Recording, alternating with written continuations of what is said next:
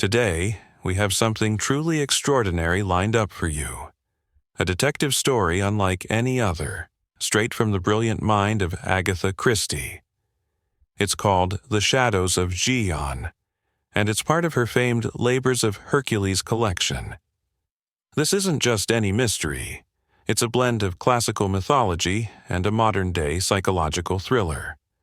Imagine a world where myth meets reality, where Hercule Poirot must face a modern-day monster hiding behind a facade of religion and influence.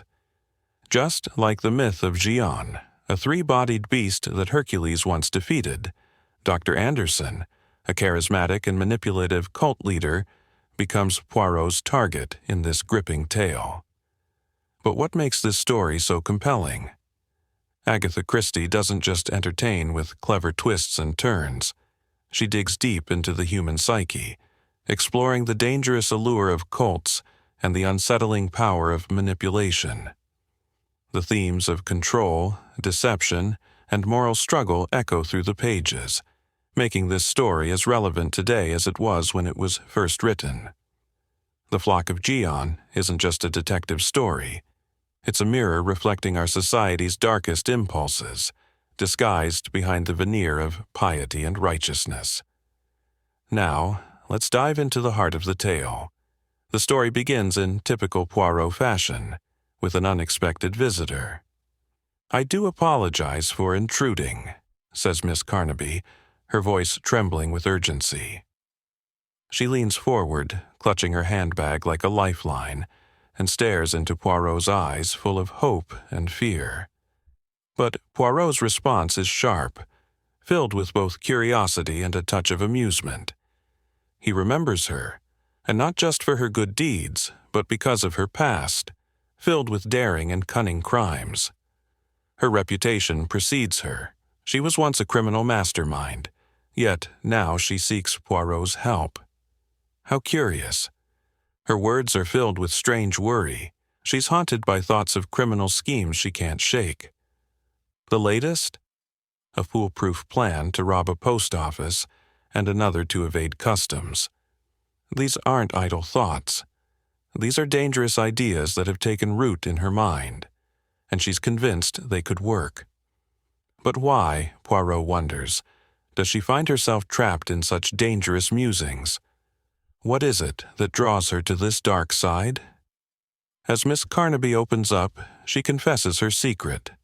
A craving for excitement, a life that has become far too dull. Her time, once filled with action and adventure, now leaves her restless. Without purpose, her mind drifts into troubling thoughts. She says it herself. We all know what the devil does with idle minds. This is where the brilliance of Christie's storytelling shines. The stage is set for Poirot to unravel not just the mystery of Miss Carnaby's troubling thoughts, but to confront a deeper, more existential question. What drives people to the edge of criminality? Is it a thirst for excitement, or something far more dangerous? What happens when even the kindest, most well-intentioned individuals find themselves standing at the crossroads of morality and temptation? As Miss Carnaby shares her story, she seeks Poirot's help not just to escape her criminal impulses, but to channel her need for excitement into something noble. Could Poirot, with his unique understanding of human nature, help her redirect this craving for thrill towards a greater cause? It's a fascinating premise, one that raises the stakes not only for Miss Carnaby, but for Poirot as well. Will Poirot be able to navigate this psychological labyrinth and help her? Or will he uncover a darker truth lurking beneath the surface? Stay tuned, because this journey is about to get even more intriguing. You must truly be a mind reader, Monsieur Poirot, Miss Carnaby exclaimed, her voice full of a mixture of surprise and relief. She leaned forward, her eyes widening as if she had just uncovered something long hidden. Lately, I've been anxious about a friend of mine. Perhaps it's all just the fantasies of an old maid, my imagination running wild. But there's something that just doesn't sit right with me. You see, one tends to exaggerate and perhaps even see signs where there are none, don't you think? Poirot's gaze never wavered, and with a calm, reassuring tone, he responded, "I do not think you are exaggerating, Miss Carnaby. Please, tell me what is troubling you." She hesitated for a moment, her fingers nervously fidgeting with the fabric of her dress. Finally, she spoke, each word laced with an almost palpable sense of concern. "I have a friend, Monsieur Poirot, a very dear friend, though I've not seen much of her in recent years. Her name is Emmeline Clegg. She married a man in the north of England, and after his death a few years ago she was left very comfortably off. But ever since then she's been lonely, lost, perhaps, and I fear she's become the victim of something much darker than she realizes." Poirot's eyebrows arched, his interest piqued. "And you suspect that this darkness is a result of a certain kind of influence?" he asked, his voice steady yet sharp with curiosity. Miss Carnaby nodded gravely. "Yes, indeed, there is a sect, a strange and dangerous one, that has taken her in. They call themselves the Flock of the Shepherd, and they hold their retreats in the idyllic countryside of Devonshire. The place is beautiful, picturesque even. But beneath the surface, I sense something much more sinister. There are rituals, there are festivals, the coming of the pasture, the full pasture, and the reaping of the pasture. It all sounds so stupid, as you would say, Monsieur Poirot. I mean, who reaps pasture?" Poirot remained silent for a moment, his face unreadable. "You believe your friend is being taken advantage of?" "Oh, I'm certain of it," Miss Carnaby replied, her voice tight with worry. "And what's worse, the leader of this movement is a man named Dr. Anderson. He's charismatic, with a presence that seems to captivate the women. I fear for Emmeline, Monsieur Poirot. She's been so drawn to him, to his charm. She's always been rather impressionable, I suppose." Poirot's eyes glinted, his mind already piecing the puzzle together. "Is it, then, a matter of money?" he asked, his tone shifting slightly. "Yes," Miss Carnaby whispered, her voice filled with regret. "It's all about the funds. The women, most of them anyway, they support the movement financially. And recently, Emmeline, in her misguided devotion, has made a will leaving all her property to the sect, to the Great Shepherd." Poirot's face darkened. "And have there been any other deaths? People with similar wealth who have left everything to the flock?" Yes, there have been 3, Monsieur Poirot. 3 wealthy women, all of whom died within the last year, leaving their estates to this so-called cause. The most alarming part?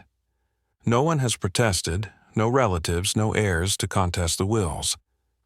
Poirot leaned back in his chair, his expression solemn. "And how did these women die?" Miss Carnaby hesitated, her eyes searching Poirot's face for any sign of judgment. "Well, one died of pneumonia after a bout with the flu.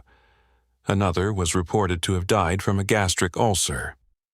There were no suspicious circumstances, but I just can't shake this feeling, Monsieur Poirot. It's all too convenient. These women, all lonely, without close families. It's almost as if they were chosen." Poirot's voice lowered, becoming more serious than ever. "I understand your concerns, Miss Carnaby. This is troubling indeed. But tell me, what of Emmeline? What worries you most about her situation?" Miss Carnaby clasped her hands together in desperation. "I fear she will become the next victim to this religion. It's so manipulative." Poirot, deep in thought, finally broke the silence, his voice full of purpose. "Miss Carnaby, this is no ordinary matter. I need the names of the women who have passed and more on this sect, but beware, this investigation is dangerous. I trust you have the courage to face it." "I will do whatever it takes," she said, her determination clear. Poirot leaned forward, his gaze serious. "You must infiltrate the flock of the shepherd, pretend to embrace their beliefs. Only then will we uncover what lies beneath." With a nod, Miss Carnaby was ready. "Leave it to me." Meanwhile, Poirot met with the chief inspector, who shared his findings. The deaths are natural causes: ulcerative colitis, pneumonia, tuberculosis, typhoid, nothing suspicious. Dr. Anderson, a former chemist with strange obsessions, but no proof of danger. Poirot's eyes gleamed with suspicion. "I think Dr. Anderson is hiding something far darker. This is no coincidence, Inspector. I believe we are facing something monstrous." Miss Carnaby, now fully immersed in the strange world of Green Hill Sanctuary, sat with Emmeline, her friend radiant with spiritual fervor. "The land is alive, Miss Carnaby. The festival tonight will reveal the full growth of the pasture," Emmeline whispered dreamily. Yet Miss Carnaby felt an unsettling pull. She had arrived skeptical, but Dr. Anderson's presence was magnetic. His warm smile, his hypnotic gaze, made her question everything she believed. "I don't hold with heathen doctrines," Miss Carnaby had declared during a private meeting. Dr. Anderson, his golden hair glowing, leaned in. "Miss Carnaby, you are seeking something. Here you will find it." His words, smooth as silk, sent a chill down her spine.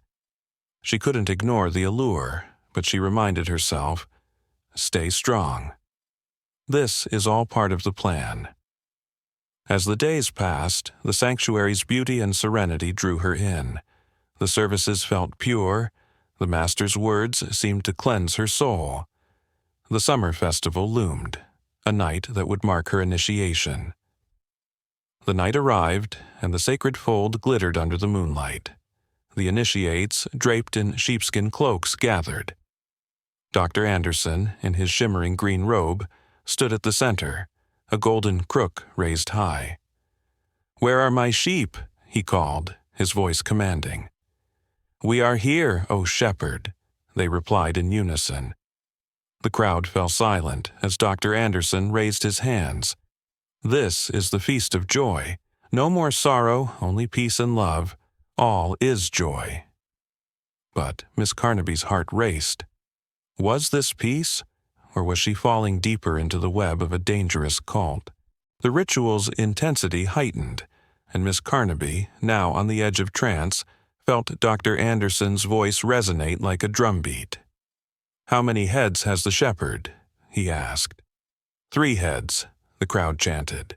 "A head of gold, a head of silver, a head of brass." "How many bodies have the sheep?" "3 bodies," they answered. "A body of flesh, a body of corruption, and a body of light." "By what sacrament shall you be sealed in the flock?" Dr. Anderson's voice dropped to a whisper. "By the sacrament of blood." Miss Carnaby felt a chill run down her spine. Blood, she thought, her heart racing. This was madness, but her body moved, her arm extended forward, drawn into the frenzy. Dr. Anderson's grip was firm as a needle pierced her skin. "The sacrament of blood brings joy," he murmured. Her senses exploded: pain, ecstasy, and something greater. The world around her seemed to shift. She was no longer the skeptical woman who had arrived. No, she was transformed. She could feel the earth pulse beneath her feet. The others around her seemed to grow taller, stronger, like giants reaching for the sky. "All is joy," she whispered, her voice blending with the crowd. She felt invincible, like a force of nature, ready to reshape the world. She could end wars, bring peace, create a utopia. Time was nothing. She was eternal. But when she awoke hours later, something felt off. The moon hung low, the world around her strangely still. Her watch read 9:45, Only an hour and a half since sunset. How was that possible? A creeping unease flooded her thoughts. She needed clarity. Poirot. He would make sense of it all. "Poirot, listen carefully," Miss Carnaby said, her voice steady but tinged with uncertainty. She recounted her conversation with Dr. Anderson, the charm, the promise of eternal time. He said my inheritance didn't matter. The flock would accept me no matter what I offered. Poirot's voice, as sharp as ever, cut through. Time, always time. But you mentioned your health. Yes, Mr. Poirot, Miss Carnaby replied quickly. I mentioned my lung issues, but Dr. Anderson reassured me I'd live a long, joyful life, filled with spiritual fulfillment. Poirot's voice was dry. Quite the statement, considering your health. She continued. I also told him about Emmeline, my friend. She's inherited a fortune and will inherit more soon. I shared this in confidence. Poirot's tone hardened. Interesting. That may keep Mrs. Kleck safe, for now. There was a pause before Poirot's voice sharpened again. Have you met Mr. Cole? Miss Carnaby hesitated, dread creeping in. Yes, a strange man. Green shorts, cabbage diet, and fervent devotion. His visions, they make me uneasy. Poirot's voice grew cold. Be cautious. His visions, they worry me. And Mr. Cole, too. Keep your wits. Before she could respond, she felt a hand grip her arm. She turned to find Mr. Cole, his eyes wide with feverish intensity. Miss Carnaby, I've had a vision. A revelation. You must listen. Her heart sank. She'd feared this. Mr. Cole's visions were a mix of madness and truth, each one more disturbing than the last. His voice trembled as he spoke. It's all part of something bigger, a plan, a revelation that's coming. Miss Carnaby braced herself, her pulse racing. What was he talking about? Was this a message or madness? Mr. Cole leaned in, his breath quick. I saw the prophet Elijah in his fiery chariot, he breathed. Miss Carnaby felt a flicker of relief. Elijah, familiar, comforting. But then he went on. I saw altars of Baal, hundreds of them, waiting for sacrifice. Miss Carnaby's stomach churned, but she stayed still as he spoke of virgins bound to these altars, of ravens tearing at the eyes of the innocent. His voice was both excited and maddened. Unable to bear it, she excused herself, telling him she'd lost a brooch. She quickly found Lepom, the lodge-keeper, and seized the opportunity to distance herself from Mr. Cole's dark visions. But then, as if summoned by fate, the master appeared. His serene smile radiated an almost divine calm. Miss Carnaby, emboldened by his presence, finally spoke up, voicing her concerns. Do you think Mr. Cole is right? Miss Carnaby asked, her voice trembling. The master placed a hand on her shoulder. Cast out fear, Miss Carnaby. Perfect love casteth out fear. But his next words chilled her. Mr. Cole still sees through the glass of his carnal nature. He doesn't see spiritually yet, but he will. Miss Carnaby felt uneasy. And Lepom, must he be so rude? The man is a faithful watchdog, the master replied, his smile unwavering. Trust him. As Miss Carnaby watched him approach Mr. Cole, she hoped the master's influence would change Cole's visions. A week later, Miss Carnaby met Hercule Poirot before the festival. She was anxious. Mr. Cole's visions are becoming stranger, Poirot. I'm worried he's losing his mind. Poirot nodded. And the new members? Nearly 20, she replied, looking desperate. What's going to happen? Poirot's voice softened. You know what you must do, Miss Carnaby. A tension coiled in her chest. She knew what he meant, but something felt wrong. Finally, she spoke, resolute. But I'm not going to do it. The silence was heavy. Hercules stared, disbelief in his eyes, before Miss Carnaby stood up, shaking with fury. "You sent me here to spy on Dr. Anderson, but he's a great man. I believe in him, heart and soul." With defiance burning in her, she added, "And I'll pay for my own tea, thank you." She slammed coins on the table and stormed out, leaving Hercules stunned. At the sanctuary, chaos erupted as the great shepherd was seized by his followers. The police arrived, and the shepherd was arrested. Later, Poirot congratulated Miss Carnaby. "You played your part perfectly," he said with a smile. But the revelation was darker than she could have imagined. Poirot explained that Dr. Anderson had been using a strain of cannabis to manipulate his followers, binding them in a trance-like devotion. Miss Carnaby felt her world shatter. "I never realized how far it went." Poirot's eyes darkened. "That's the danger of false prophets. They prey on the vulnerable." Miss Carnaby was free now, and whatever came next, she was ready. Hercule Poirot nodded, his sharp mind already putting together the puzzle pieces. Yes, a most remarkable ability. His stock in trade was precisely that.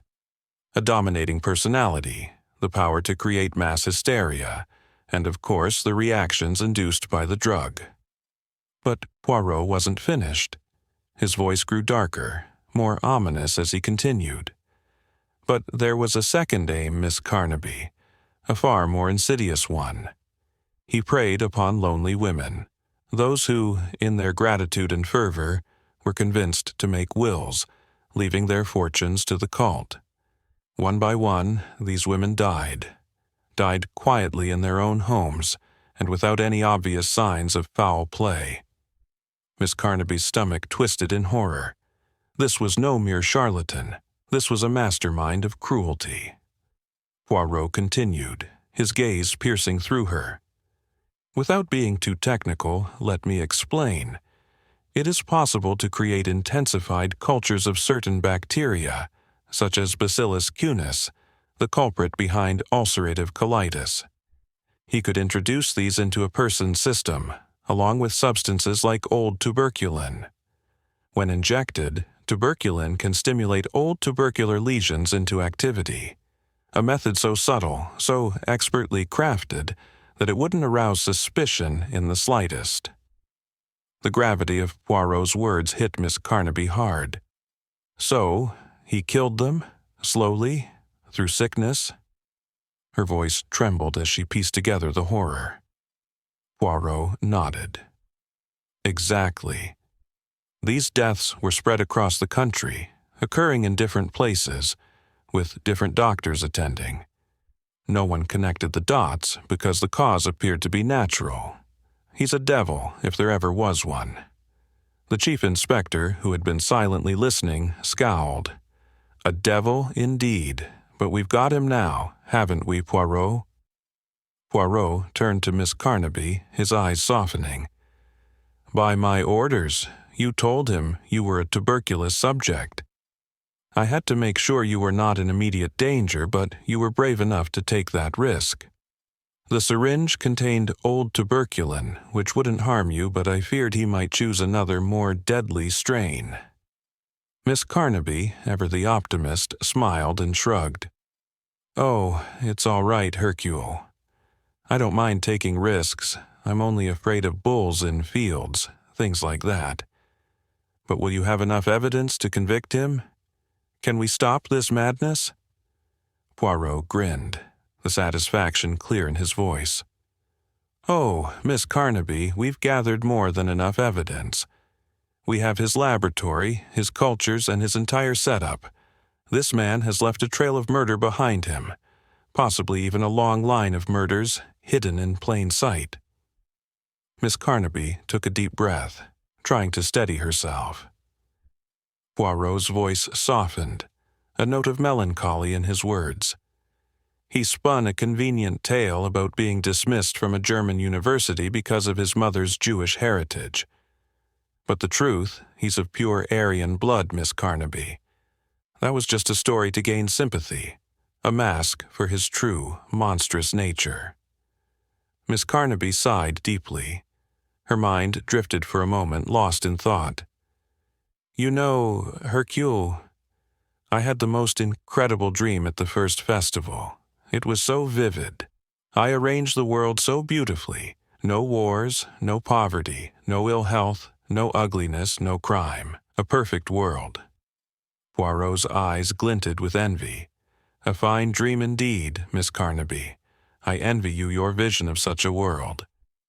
Miss Carnaby stood up suddenly, her eyes wide. I must get home. Emily will be so anxious, and Augustus. Poor Augustus has been missing me terribly. I can't leave them any longer. Poirot smiled, a touch of amusement in his eyes. Perhaps, Miss Carnaby, you were not the only one fearing for your life. Hercule Poirot, after all, has many worries. Miss Carnaby laughed lightly. Oh, Hercule, thank you for everything. Poirot smiled gently, tipping his hat as Miss Carnaby hurried out of the room, leaving him alone with his thoughts. As Hercule Poirot looked after her, he knew this case had unraveled more than just a dangerous man. It had exposed the vulnerability of the human soul, and how easily it could be manipulated. He let out a quiet sigh. Justice was a rare and delicate thing, but in this case, he would see it served. The monster would not escape. Thank you for listening to this story, narrated by Dr. Rami. A voice echoed, breaking the quiet. Be sure to subscribe to the EMAC Tales and leave your thoughts in the comments. Let us know what you think. What would you have done in Miss Carnaby's shoes?